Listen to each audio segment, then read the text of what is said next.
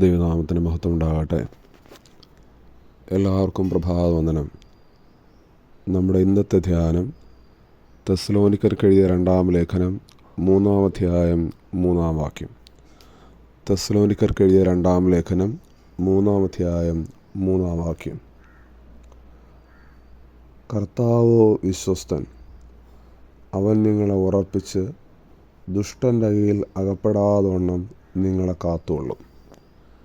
കർത്താവോ വിശ്വസ്തൻ, അവൻ നിങ്ങളെ ഉറപ്പിച്ച് ദുഷ്ടൻ്റെ കയ്യിൽ അകപ്പെടാതവണ്ണം നിങ്ങളെ കാത്തുകൊള്ളും.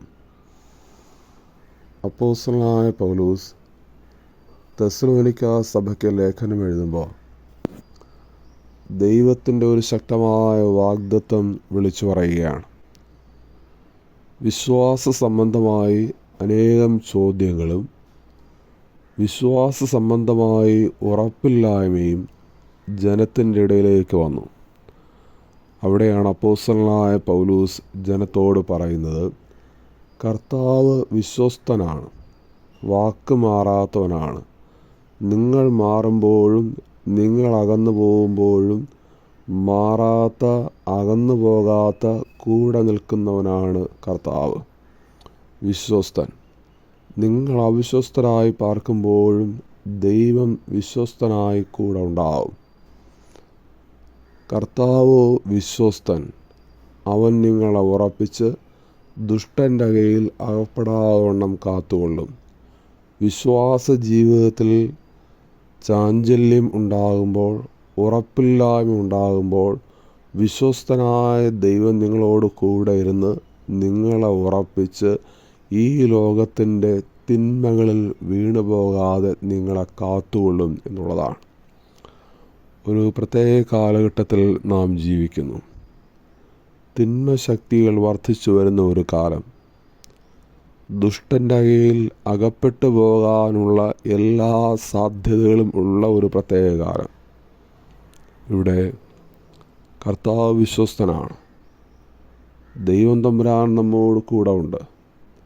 നമ്മെ വിശ്വാസത്തിൽ ഉറപ്പിച്ച് ഈ ലോകത്തിലെ തിന്മശക്തികളിൽ വീണു പോകാതെ വണ്ണം, ദുഷ്ടൻ്റെ കയ്യിൽ അകപ്പെടാതെ വണ്ണം നമ്മെ ഓരോരുത്തരെയും കാത്തുകൊള്ളും, സംരക്ഷിക്കും.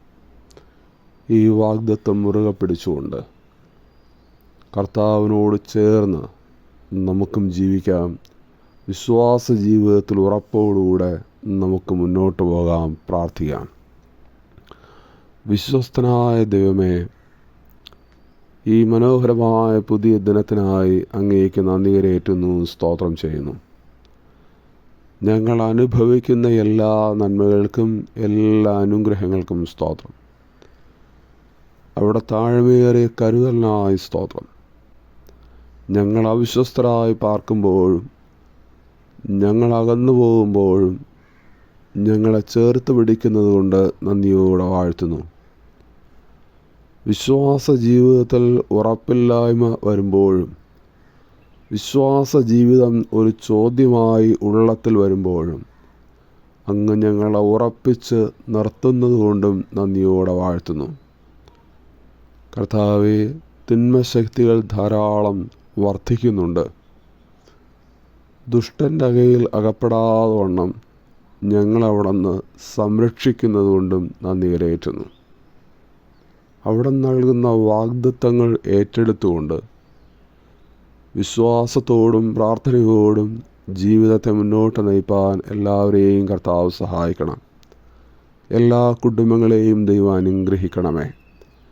ഈ ദിനത്തിൻ്റെ എല്ലാ നന്മകളും എല്ലാ അനുഗ്രഹങ്ങളും കർത്താവ് നൽകണം.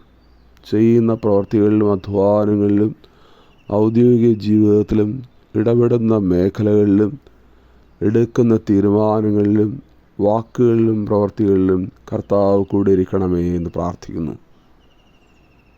ദൈവേഷ്ടപ്രകാരം ജീവിതത്തെ നയിപ്പാൻ എല്ലാവരെയും കർത്താവ് സഹായിക്കണം. രോഗാവസ്ഥയാൽ ഭാരപ്പെടുന്നവർക്കായി പ്രാർത്ഥിക്കുന്നു. അടിപ്പിണരാലുള്ള സൗഖ്യം ഓരോ പ്രിയപ്പെട്ടവർക്കും ദൈവം നൽകണമേ.